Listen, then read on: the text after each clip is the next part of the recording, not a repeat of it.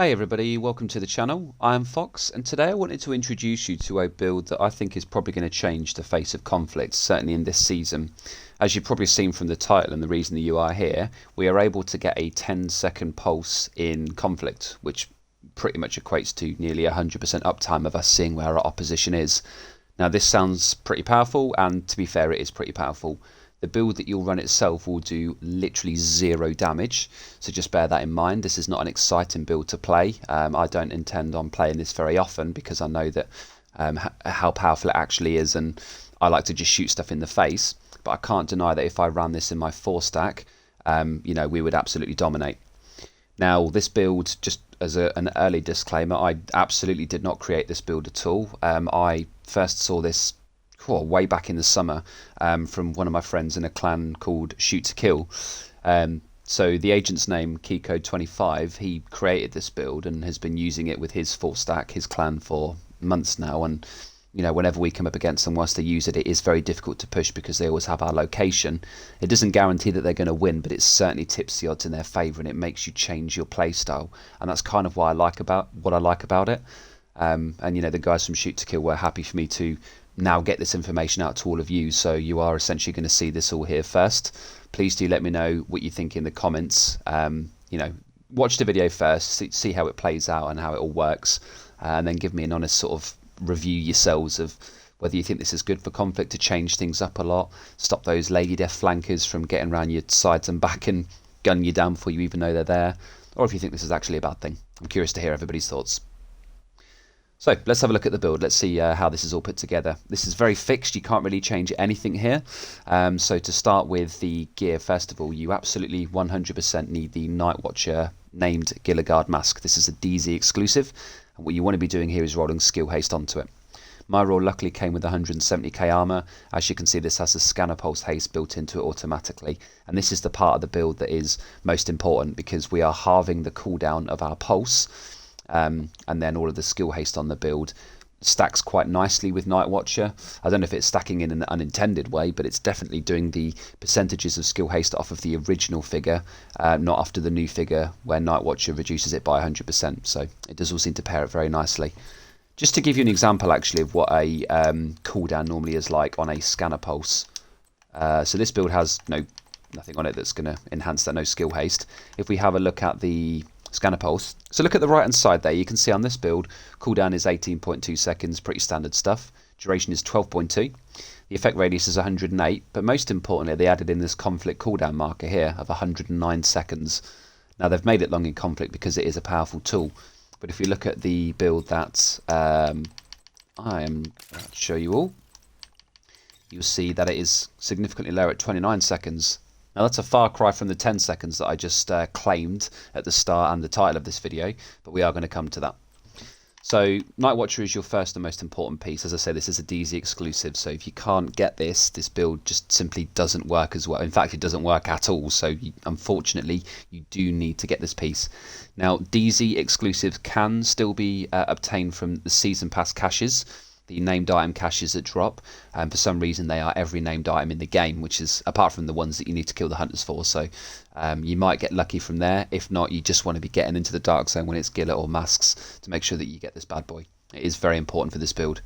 Make sure you roll the only attribute you can roll, skill haste, onto skill haste, sorry, and yeah, just hopefully you'll get a roll as good as mine for armor. The second piece that you want is Tardigrade. Now technically this is the flexible part of the build, the rest of it is fixed.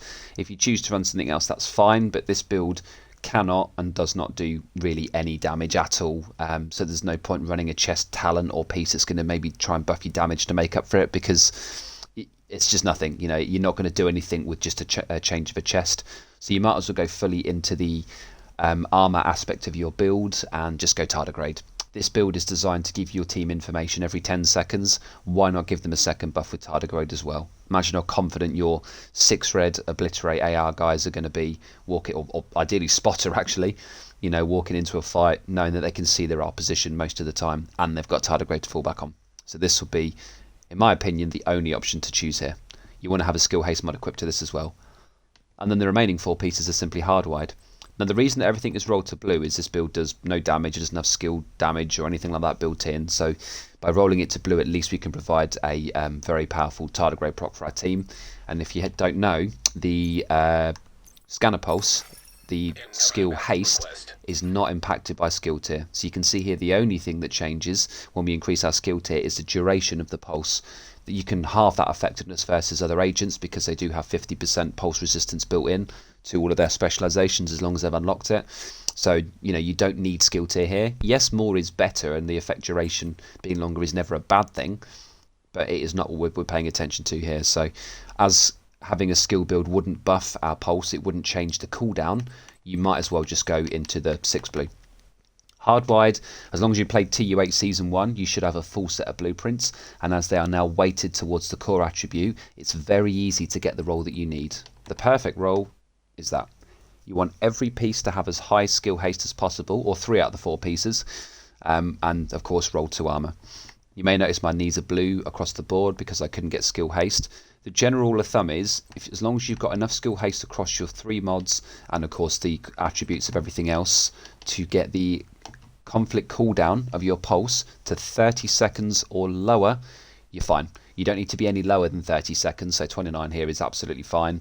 But if you're like 31, 32 seconds, yes, absolutely, you need more skill haste, or it's not going to be a 10-second cooldown. So it needs to be 30.0 seconds or lower on your conflict cooldown. So you can see I've done that from the max skill haste on my Night Watcher with the skill haste mod, the only 9.4 on the backpack with only a 10.5 mod. This is only 10.5, this doesn't even have skill haste, and this is luckily maxed. So I was able, with some pretty terrible rolls, and of course Tardy can't gain skill haste at all apart from the mod, I was still able to get it there. So if I can do it, yes, admittedly my watch is contributing to that, I'm getting 10% from my watch, but as long as yours is high enough, it should be very easy for you to craft or farm Hardwired that already has skill haste, as it's now weighted towards yellow attributes, and then you can just re-roll it to blue armor, and then your build will essentially look something like mine. You need the Scanner Pulse, and again there is a skill haste mod that you can equip here if you need to. I think it's on the left slot. Nope, that was a complete and utter lie. It was on the right slot. So again, look at the cooldown on the right side. I don't need to go any lower than 30 seconds. This would be a waste, so I might as well just go effect duration. And then I've gone radius here. You'll know if these work because you'll see the +7.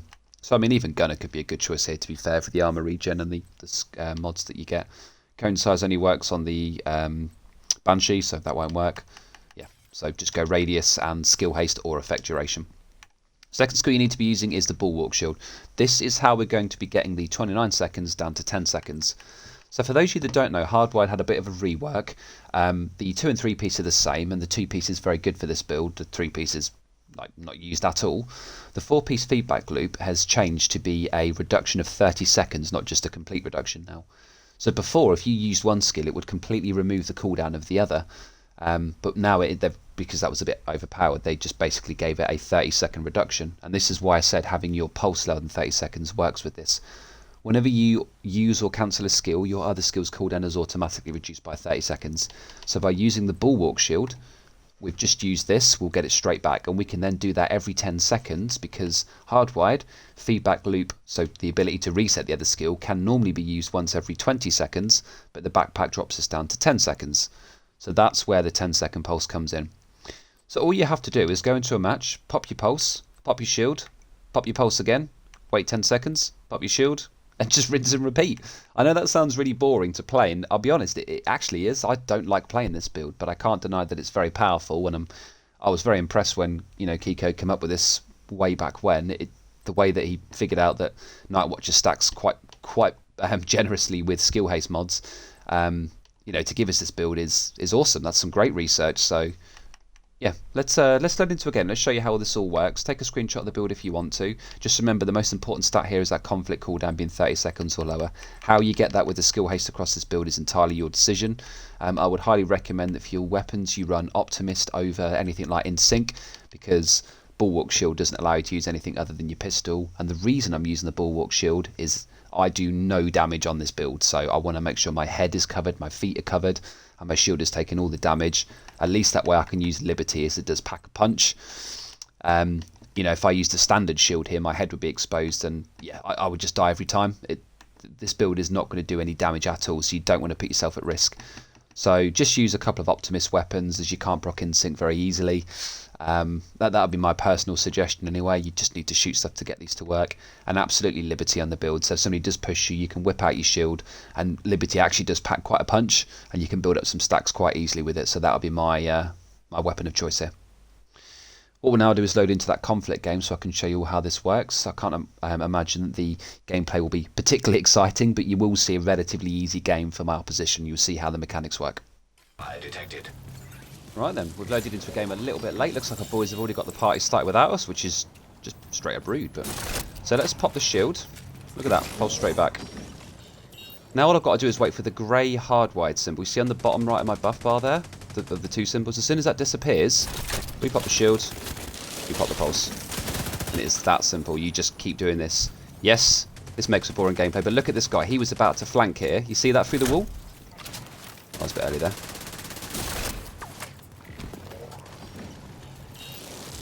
So they now can't push us. Well, at least they have to push us as a unit, so this is really going to tear apart the teams that don't play well together. Same thing again, they think they're safe. New pulse. They physically can't push, but now our team can. So look at the confidence I'm giving my boys here. I don't know these players, I've solo queued in, but they know they've got Tardigrade from me. They know I'm pulsing all the time, so they can walk into a fight having all the information to see where their enemies are, and have the Tardigrade proc to fall back on. It's crazy, it's so powerful. And you know, the way that Nightwatcher stacks with skill haste is awesome. I don't think they thought about it with conflict, but you know, I think it's about time that something shook up the meta a little bit, and this could just be it. These guys just don't know what to do.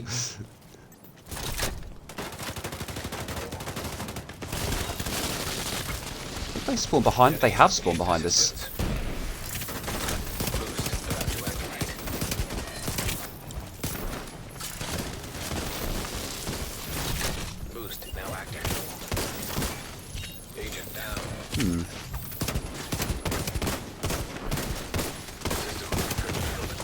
Oh, that guy's trying to hurt me.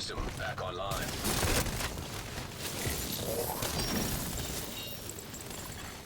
An agent needs assistance. Yeah, we're definitely getting out of there. It's being taken by the enemy. Well played to them, they did quite well there.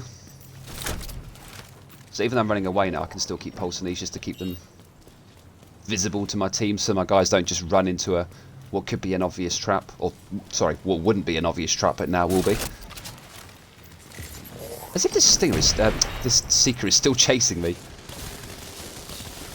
Right, they're all coming this way by the looks of things.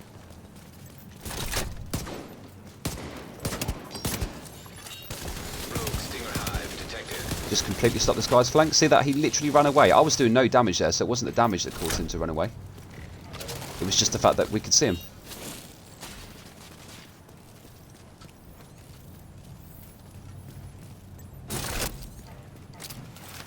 Whoops. And yeah, if you ever bring it out too early, just redeploy it. You just see the cooldown coming straight back. It's the easiest build in the world to use.